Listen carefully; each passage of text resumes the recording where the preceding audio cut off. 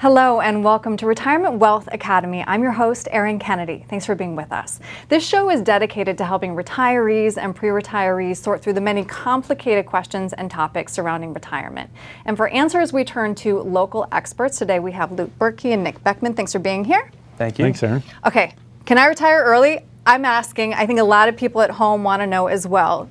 What makes up an early retirement? Nick, how much money do I need in the bank to retire early? Absolutely. You know, that's the $1 million question. Yeah. You know, and is it $1 million? Is it $2 million? You know, what's that number? For some people, you know, I can see them retiring on a couple, you know, $1,000, $100,000, and they may make that last a lifetime. You know, and some other people, you know, they could have a couple $1 million in the bank, and that money could be exhausted within the first couple years of retirement. And it all comes down to their spending plan and what they want retirement to be. So for every single person, this is a very unique, you know, number. You know, it's not specific to say, you know, $1 million or $500,000. You have to look at this on your own individual situation. Mm-hmm. We hear $1 million in the bank, though, is what you need. But you're right. So what then, Luke, is the first step in building a comprehensive financial plan? You know, we had talked before that not many people have ever even calculated what they'll need to live on in retirement. So how do I know what that number is to bring me to and through a happy retirement? Yeah, and to me, by far the most important number is going to be that spending number. You know, Nick had kind of mentioned the spending plan. Having that spending plan in place is different for every single household across the board. So you have to know what's going out the door on a monthly, yearly basis. And that's going to be the most important part especially when you're considering retiring early, because you're going to have to restructure a lot of different income sources to make that happen. You have to know what that budget is. Right. Okay. So, Nick, are there any ages that I should keep in mind for an early retirement? Anything significant? Yeah, so, you know, we can go all the way back to your 20s and 30s. You know, the first couple ages, you know, you want to identify that you do want to retire early and you want to be aggressive, you know, with that.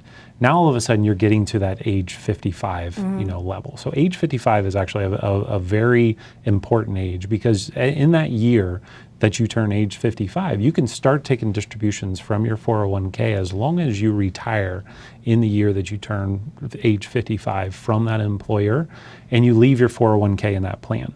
You can take that money directly from the 401k plan into your bank account and not pay the 10% penalty to the IRS. So that's a very important age.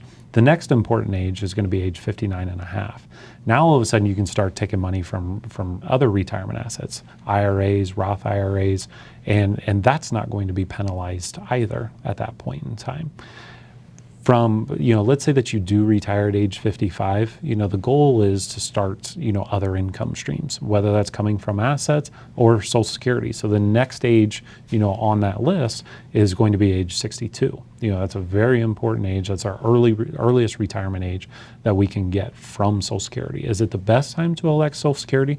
That's dependent on your situation, but that's something that we want to take a look at, you know, to see if it works for you. Of course, and I would assume the next significant age would be 65. Luke, I want to ask you this question.